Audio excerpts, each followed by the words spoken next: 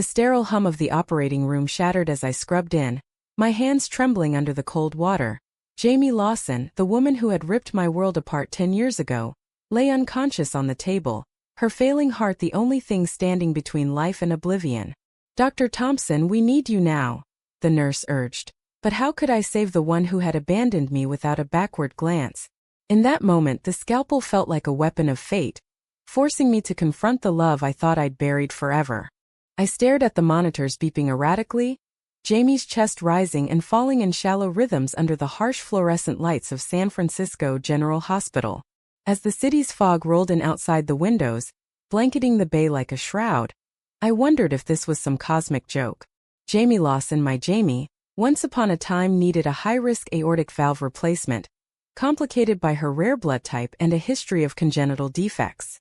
And I, Dr. Florence Thompson, was the only cardiothoracic surgeon in the Bay Area with the expertise to pull it off, thanks to my pioneering work on minimally invasive techniques for patients like her. The team looked to me, masks hiding their expressions, but I could feel the weight of their expectations. "Prep the hybrid or," I barked, my voice steadier than my pulse. As we wheeled her in, memories flooded back unbidden, pulling me under like the undertow at Ocean Beach. It started in college at UC Berkeley, where the air always smelled of eucalyptus and ambition. I was a pre-med grind, buried in textbooks, while Jamie was the free-spirited art major with paint-streaked hands and a laugh that could light up the foggiest day. We met at a campus rally for marriage equality, back when it was still a fight, our signs bumping as we chanted side by side. Her eyes, those piercing green ones, locked on mine, and just like that I was hooked. Our love was a whirlwind, stolen kisses in the stacks of Doe Library, late-night drives up to Grizzly Peak for stargazing, where she'd sketch my profile against the city lights below. "You're my forever sketch, Florence," she'd whisper, her fingers tracing my jaw. I believed her. We dreamed of a life together. Me saving lives in the OR, her opening a gallery in the Mission District. But dreams, as I learned, can shatter like cheap glass. The betrayal came senior year. Jamie's family, old money from the East Coast, descended like vultures when they discovered us. Her father, a Wall Street titan, threatened to cut her off unless she straightened out. I begged her to fight, to choose us. But one rainy afternoon she packed her bags and left for New York, leaving only a note.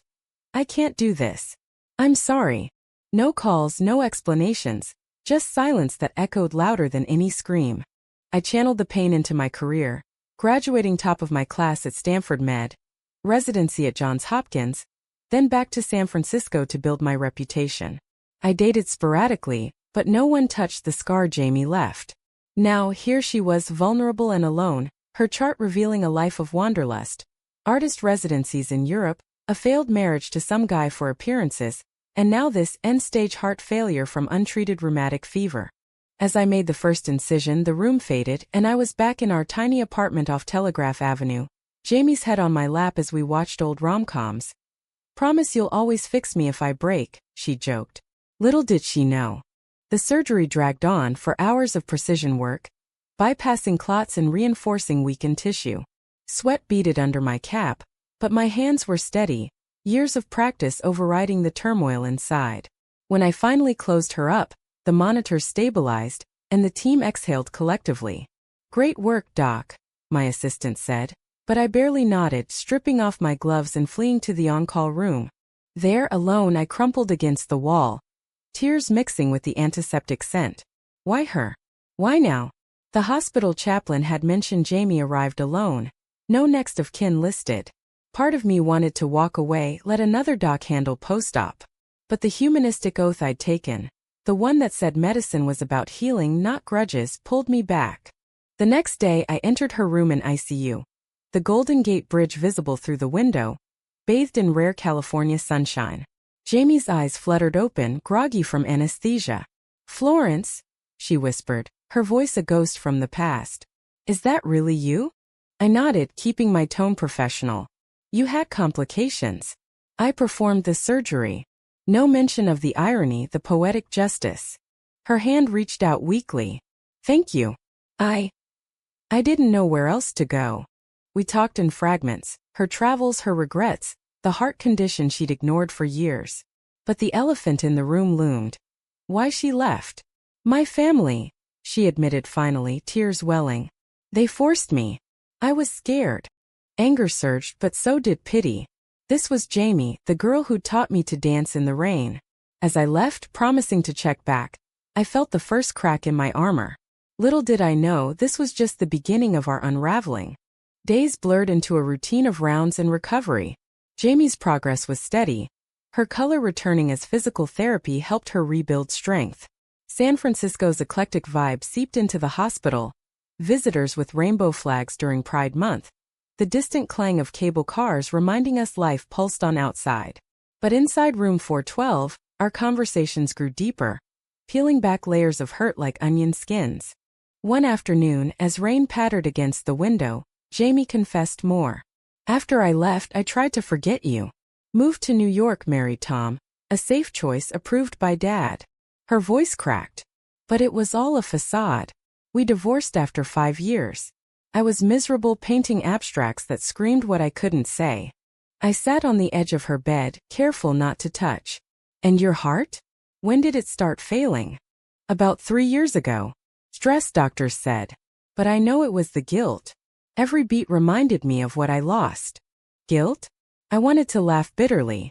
You abandoned me, Jamie. No warning, just gone. I rebuilt my life brick by brick. She reached for my hand, and this time I didn't pull away. I was a coward. My father threatened to disown me, cut off my trust fund. I thought I needed that security. But losing you, it broke me more than any disease. The drama unfolded like a soap opera, but it was real. Our pain raw and unscripted. I shared my side. The sleepless nights, the therapy sessions, how I'd thrown myself into work to numb the void. I became the best because of you, I admitted. To prove I didn't need anyone. As weeks passed, tension simmered. Jamie's discharge loomed, but complications arose. A minor infection, requiring extended stay. During those days, we rediscovered each other. She'd sketch from her bed, capturing the nurse's kindness or the view of Alcatraz. One evening, she handed me a drawing. Us, younger, laughing under the Berkeley oaks. This is how I remember us, she said softly. Romantic sparks flickered unbidden. A brush of fingers during vitals check, lingering eye contact that spoke volumes. But doubt gnawed. Was this real or desperation born of illness? Then came the betrayal reveal. Digging into her chart for a consult, I found old records from New York, a letter from her ex-husband attached by mistake. It referenced an affair during their marriage with a woman. My stomach dropped. Who was she? I confronted Jamie that night, the city lights twinkling like distant stars. Jamie's face paled. Her name was Laura. It was brief, stupid. I was trying to find what I had with you, but it wasn't the same. You cheated on him. With a woman. While I was here, piecing myself back together. Tears streamed down her cheeks. I was lost, Florence. It doesn't excuse it, but I never stopped loving you. The room spun. Betrayal layered on betrayal, first leaving me, then this. I stormed out, the hospital corridors echoing my footsteps. Outside, I wandered to the Embarcadero, waves lapping at the piers, tourists snapping photos oblivious to my turmoil. How could I trust her again? Back at my loft in No Valley, surrounded by minimalist decor and medical journals, I poured a glass of Cabernet from Napa. Friends had warned me. Don't get involved, Florence. She's your patient. But ethics blurred with emotion. The humanistic pull to forgive, to heal warred with self-preservation. The next day, Jamie apologized profusely. I don't deserve your forgiveness, but please don't let my past mistakes define us now. I sighed, sitting beside her. It's not that simple. You shattered my trust. We talked for hours, unpacking the decade apart. Her family's pressure had been immense, homophobia masked as concern. She'd cut ties with them eventually, forging her own path as an artist in Brooklyn before illness brought her west. San Francisco called me back, she said. Maybe subconsciously, to you. As her health improved, so did our bond. Walks in the hospital garden, sharing stories of American dreams chased and lost. Jamie's laughter returned, infectious, reminding me why I'd fallen so hard. But shadows lingered. The surgery's success wasn't guaranteed long-term. She needed lifestyle changes, ongoing care. One sunset, as we watched the sky blaze orange over the bay, she turned to me. "Florence, if I could go back." "Don't," I interrupted gently. "We're here now." The kiss was tentative, a brush of lips that ignited old flames. No passion, just pure emotion. Forgiveness budding like spring in Golden Gate Park. But was it enough? Conflict escalated as Jamie's recovery hit a plateau. Tests showed irregular rhythms, hinting at rejection of the new valve. "We might need a revision surgery," I told her, my voice clinical to mask fear. The hospital buzzed with 4th of July preparations, fireworks visible from her window, but our world narrowed to EKGs and 4 drips. Jamie's frustration boiled over. "Why me? After everything, now this." I held her hand. "We'll fight it. Together." But together was fraught. Colleagues whispered. Romantic involvement with a patient violated ethics. My chief pulled me aside. "Thompson, you're too close. Step back." I couldn't. Jamie became my anchor, her vulnerability mirroring mine. Nights I'd sneak in after hours, sharing takeout from Chinatown, dim sum and fortune cookies that promise renewal. Deeper truths emerged. Jamie revealed her father's death 2 years prior, leaving her an inheritance she donated to LGBTQ charities. "To atone," she said, "for not fighting for us." Admiration swelled, but so did resentment. "You could have come back sooner." "I tried once," she confessed. 5 years ago I flew out, stood outside your old apartment. But I chickened out." The image haunted. Jamie alone in the rain, too scared to knock. Drama peaked when her sister, Emily, arrived unannounced from Boston. Prim and judgmental, Emily eyed me suspiciously. "You're the doctor?" And more.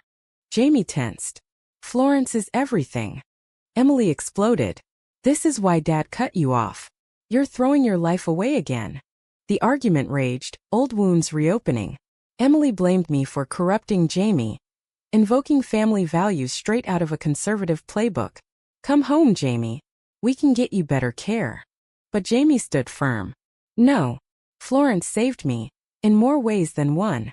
Emily left in a huff, but not before dropping a bombshell. "Dad knew about your affair, Jamie. That's why he never forgave you." Jamie's face crumpled. "He knew? About Laura." It was the tipping point. That night, alone in her room, Jamie broke down. "I've ruined everything, my family, my marriage, us." I held her, whispering assurances. "We're all flawed. That's what makes us human." Romantic tension built, our connection deepening amid the chaos. Shared glances turned to tender touches, conversations laced with longing. "I never stopped loving you," Jamie murmured one dawn as foghorns wailed. But doubt crept in.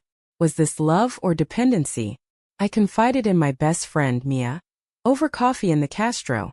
"It's messy," she said. "But love always is. Follow your heart, literally." The climax loomed with the revision surgery. Risks were higher, potential for stroke, infection. "Are you sure you want me?" I asked Jamie pre-op. Her eyes met mine. "Only you, Florence." As I scrubbed in, adrenaline surged. The team was tense, instruments gleaming like accusations. Incision made, I navigated scar tissue. The heart's fragility a metaphor for our relationship. Complications arose. Bleeding I couldn't staunch immediately. "Clamp." I ordered, sweat dripping. Time stretched, but skill prevailed. Closing her up, I prayed it was enough. Post-op, Jamie woke disoriented. "Did it work?" "For now," I said, relief flooding. But the emotional fallout hit. Jamie, facing mortality, pushed me away. "You deserve better than my baggage." "Hurt," I argued. "Don't decide for me. That's what you did before." The standoff lasted days, silence heavy as Bay Area traffic. Finally, in a therapy session mandated by the hospital, we confronted it all. "I betrayed you by leaving," Jamie admitted. "But staying now means facing that fear." Tears flowed, cathartic. "I forgive you," I whispered. "Let's build something new." Humanistic threads wove through. Healing wasn't just physical. Jamie joined a support group for LGBTQ heart patients, finding community. I mentored young queer docs, paying it forward. As discharge neared, hope bloomed. But fate had one more twist. Discharge day arrived amid a San Francisco heat wave, the city shimmering like a mirage. Jamie, dressed in civilian clothes for the first time in months, a flowy sundress evoking our college days, looked radiant. Home, she sighed, but her apartment in the Haight was a sublet. She'd sold most belongings during her nomadic phase. Come stay with me, I offered impulsively. My loft with its views of Twin Peaks had room and heart for her. She hesitated. Are we rushing? No, I said. We're reclaiming lost time. Life post-hospital was a delicate dance. Jamie's follow-up showed stability, but meds and checkups became routine. We navigated as a couple. Grocery runs to Whole Foods, picnics in Dolores Park where dogs frolicked and families picnicked. Her art flourished.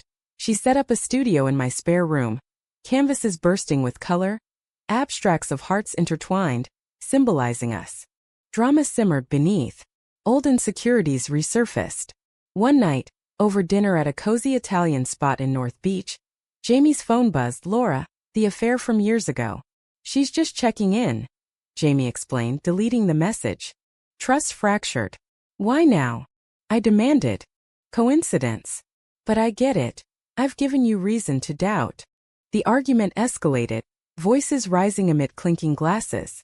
You abandoned me once. What's stopping you again? Jamie's eyes flashed. I'm not that person anymore. We stormed home separately, me walking the hills to cool off. Alone, I reflected on our journey, the surgery, confessions, the humanistic grace we'd extended. Was it worth the risk?